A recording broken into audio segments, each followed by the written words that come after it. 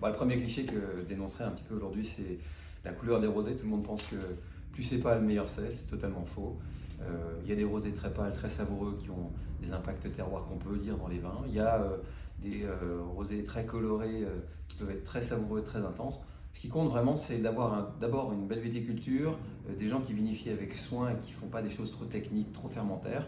Et bien sûr, avoir après aussi une forme de maîtrise des dates de maturité, puisque ce qu'on veut dans un rosé, c'est qu'il soit rafraîchissant, élégant. Et ça, c'est pas donné à tout le monde. Un deuxième cliché sur les rosés, on pense que ça ne se garde pas. On veut toujours courir après le dernier millésime. Même par exemple, en ce moment, tout le monde veut les 2024. C'est une erreur. Moi, je pense que les rosés, c'est un peu comme les autres grands vins.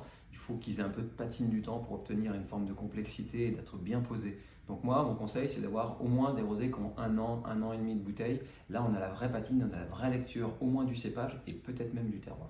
Troisième cliché, évidemment, tout le monde pense que les rosés, c'est à boire avec n'importe quel plat, n'importe quel comment. En fait, laissez-moi vous dire quelque chose. Avec quelques rosés, des accords même peuvent être très judicieux, surtout quand on a des reliefs un peu tomatés ou des reliefs un peu épicés, là où aucun blanc ni aucun rouge ne peut fonctionner. Donc pensez à ces rosés qui ont du goût parfois aussi, ces fameux rosés, vous savez, qu'on dit avec cette couleur intense. Des fois, ils sont bien plus agiles que ce que vous pouvez penser.